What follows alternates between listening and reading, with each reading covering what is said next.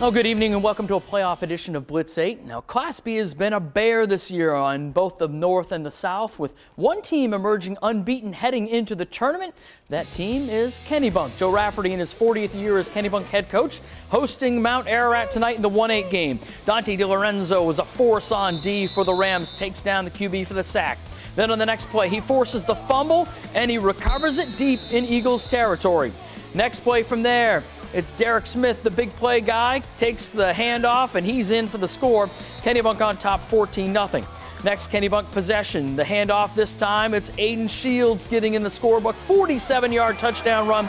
It was all Kennebunk, 55-7 as they move on to the semifinals. Second seeded and defending state champ Marshwood hosting Gorham, a rematch of a week 1 game where Gorham hung with Marshwood for a couple quarters. Opening possession, it's Justin Bryant, the cutback, and he is gone outside. 48-yard touchdown. It's 7-0 Marshwood. Bryant can play defense too. Takes the running back for the loss. Then Marshwood back on offense. John Valentine rushes into Gorham territory for the first down. Then on fourth down, Marshwood goes for it. Tommy Springer to Trevor Chase. This has been a pretty lethal combination lately. 28-yard score, 61-6 Marshwood. They bounce back in the win column. Game of the night, number 5 Biddeford at number 4 Greeley. Scoreboard lights out tonight in Cumberland, but it was 14-0 Greeley in the third. Biddeford facing 4th and goal. Carter Edgerton rolls, looks for a man, trying to find a seam, but the Ranger defense denies him. It's still 14-0. So, Greeley's pinned deep in its own end. Dave Higgins, the unconventional call just on 4th down, decides instead of punting, will give up the safety, and it's 14-2. Ensuing Biddeford drive, Aiden Donovan up the middle for the touchdown. We have a 14-8 game, no good on the PAT. Biddeford recovers an onside kick, and Donovan caps the drive. We're 14-14 late in the fourth, PAT no good. Just over a minute left, Greeley drives to the Biddeford 35, 4th and short, and the Tiger defense comes up strong. They get the ball back. 30 seconds left. Biddeford ball on their own 25, and it's Will Shoemaker, the play of the night. Shoemaker's gone. The pick six to win it with 18 seconds left. 22-14. How about that? Greeley is moving on. They're at Kennebunk next week. Falmouth hosting Noble tonight. 14-7 Falmouth in the third, that is. Sam Possiman, as good a field goal kicker as you're going to find. 30-yard field goal. Yachtsmen go up 17-7. Later in the third, after a Coleman Alman touchdown was called back, it's Brady Douglas on the sweep. Makes one cutback, and he scores 24-7 Falmouth. Falmouth defense takes care of business tonight. Allen making plays, getting in the backfield. 31-7 Falmouth. Into a good season for Nobles. They had a lot of positives, a 4-win year. Falmouth at Marshwood next week. All right, B North, number 6 Brewer at number 3 Brunswick. Dragons first drive. Donald Bromley powers through the D, and he's going to put the Dragons on the board 7-0. Brewer tries to respond. The Dragons D stepping up. Trayvon McKenzie and Jack Harvey combined to blow up the play. Witches get on the board. The QB, Brandon Glidden, sneaks it in. We have a 7-7 game. But Brunswick QB Nate Girardin had a monster night. This time, the keeper, and he's going to show him that breakaway speed, 63-yard touchdown. Brunswick rolls 35-13. They're at Coney next week, trying to get back after a loss to Coney a week ago. All right, in Class A, an age-old rivalry renewed at Walton Field in Auburn tonight as Edward Little hosting Lewiston for the second straight week. We had a 6-6 game at the half. EL took the game last week, and here we are. Edward Little driving in the third. The touchdown run right there. Actually, no, in the fourth, they take it back. It's a touchdown run from Leighton Girardin. That would be the game winner. And EL wins back-to-back weeks against Lewiston, 18-13. The Eddies moving on. Let's check out third-seeded Cheverus hosting 6th-seeded Bangor at Deering's Memorial Field. Rams defense playing tough in the third. Lucas Burton, Johnny Lyon tackles Sean Tompkins for the loss. On the next play, Mark Reale, he's going to keep it, roll out, and find a wide open Akara Orium in the end zone for a 13-yard touchdown. Bangor, which came to play, found itself down 2 scores. Later in the third, Tegan Lindstadt takes the handoff. He's going to make a move, and they're not going to catch him from there. 38-yard Lindstadt touchdown. Cheverus, after a slow start, 33 unanswered. They take on Oxford Hills next week. Southern A quarterfinal, 4-seeded Sanford hosting 5th-seeded Deering. Sanford up 13 to start the fourth, and they go on a long drive. James Megason means business. The powering run for the first down. Then the QB, Xavier Levine, keeps it for himself. Another first down.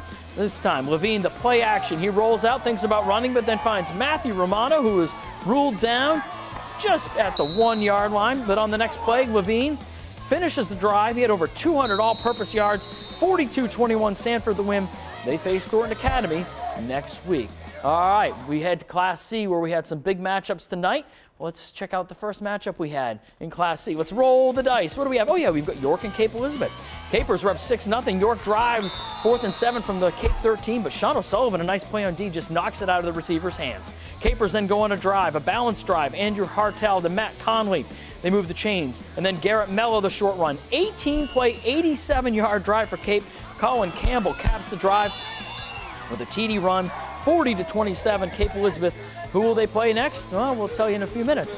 Playoff rematch from last year, Morse at Gardner tonight. They met on opening night as well, with Gardner winning that one. Third quarter, 13-12 Gardner. Nathan Malinowski gets to the outside, takes it in, 19-12 Gardner. Morse with its own big play back. It's Austin Balthazar. What a year he had, over 1,500 yards. The big gain here, moving the chains and going deep into Gardner territory, but the Tigers would stop him on 4th and short, get the ball back. Then it's back to the workhorse, Malinowski. 350 yards rushing tonight. This one, a long one.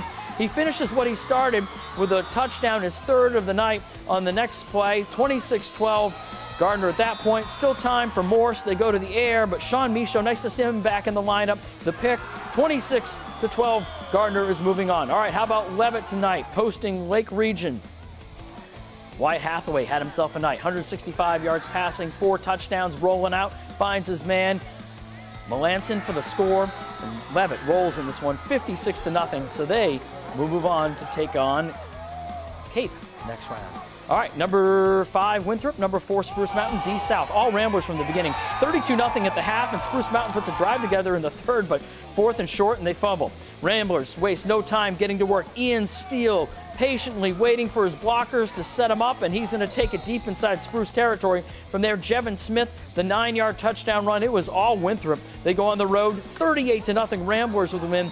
They move on to face the Poland Wells winner. All right, playoff football back at Hosmer Field. Number 3, Mountain Valley, hosting number 6, Madison. 6-0 Mountain Valley when Madison strikes Eric Westcott to Caleb Nichols, 20-yard connection, 6-6 game. Madison would get the ball back.